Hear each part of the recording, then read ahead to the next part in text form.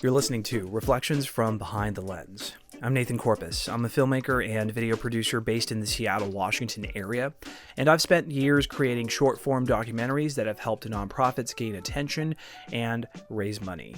If you'd like to see some of my work, please visit www.dupamidnightfilms.com.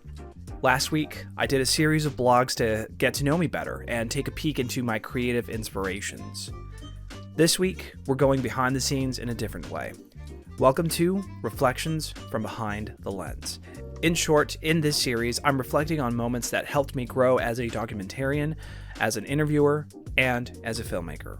Moments that don't always make the final cut, but they helped shape the way I see the work.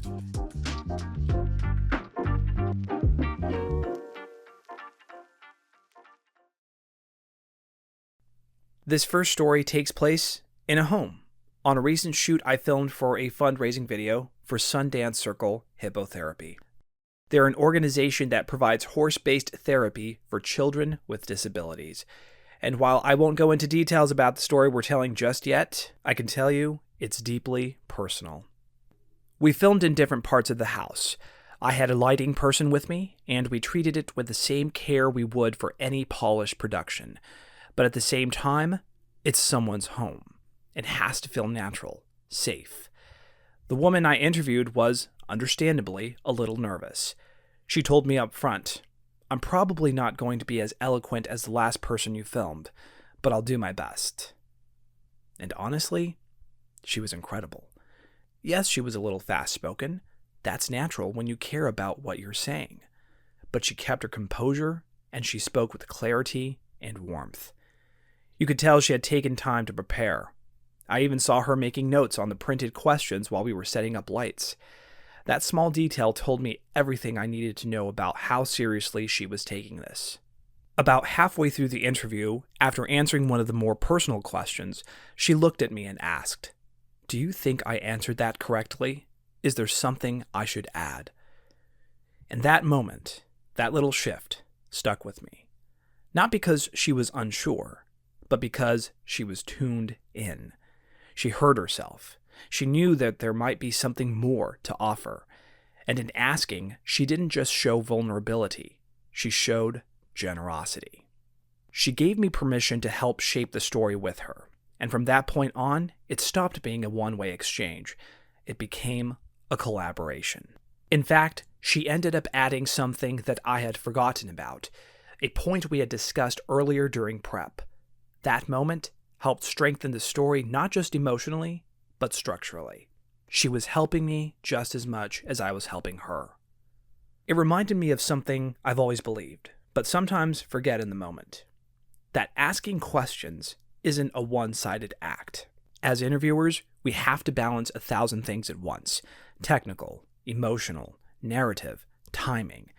And sometimes if we're not getting the answer we hoped for, we're just backing off. We don't want to push.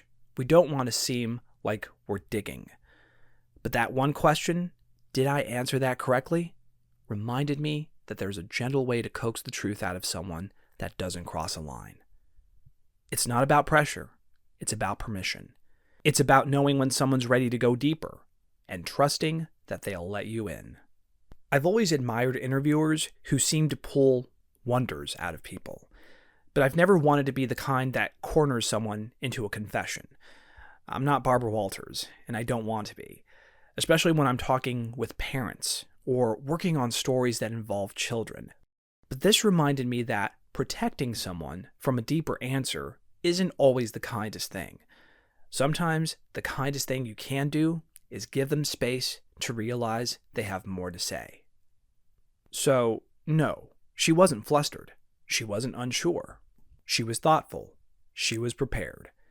And in the end, the one question helped shape a story I believe is going to be clear, meaningful, and strong.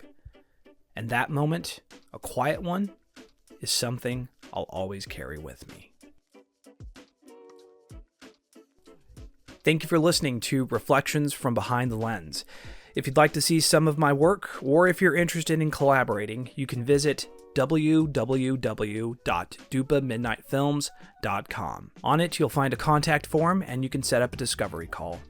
Whether you're a nonprofit, a business, or just have a story worth telling, I'd love to hear what you're working on. I'm Nathan Corpus. Thanks for being here, and we'll see you in the next episode.